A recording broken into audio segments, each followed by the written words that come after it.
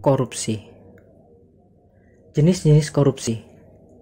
Syed Hussein Alatas dalam bukunya Korupsi Sifat, Sebab dan Fungsi menyebutkan ada 7 jenis korupsi. A. Transaktif corruption.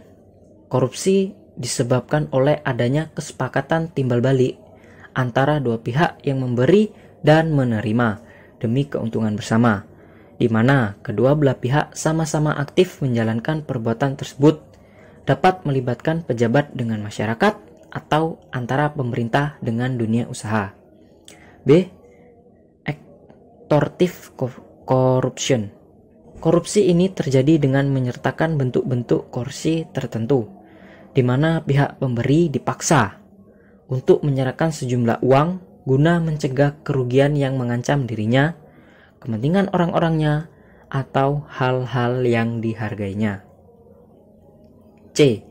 Investive corruption. Korupsi ini terjadi karena mengharapkan keuntungan di masa yang akan datang, biasanya untuk mengikat moral dengan cara memberi sesuatu barang atau jasa tanpa ada keuntungan secara langsung bagi pemberi. D. Nepotistic corruption. Korupsi ini disebabkan oleh adanya penunjukan secara tidak sah atau perlakuan khusus terhadap pertemanan atau mempunyai kedekatan hubungan kekeluargaan dalam rangka menduduki suatu jabatan publik. E. Defensive corruption.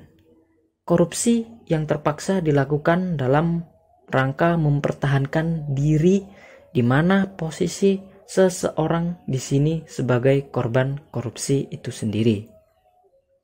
F. Autogenic corruption. Korupsi ini dilakukan individu karena mempunyai kesempatan untuk mendapatkan keuntungan dari pengetahuan dan pemahamannya atas sesuatu yang hanya diketahui seorang diri termasuk sanksinya. G. Supportive corruption. Korupsi yang mengacu pada penciptaan suasana yang kondusif untuk mendukung, melindungi, atau mempertahankan seseorang untuk menduduki atau yang akan menduduki suatu jabatan strategis. Bentuk-bentuk praktis korupsi. Menurut Undang-Undang Nomor 20 Tahun 2001, 1. Perbuatan memperkaya diri sendiri atau orang lain atau suatu korporasi yang dapat merugikan keuangan negara atau perekonomian negara. Kedua, menyalahgunakan wewenang, kesempatan, atau sarana yang ada padanya karena jabatan atau kedudukan yang dapat merugikan keuangan negara atau perekonomian negara.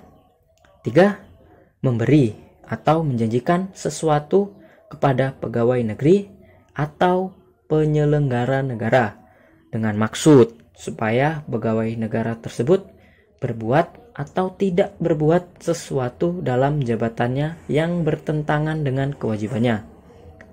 4.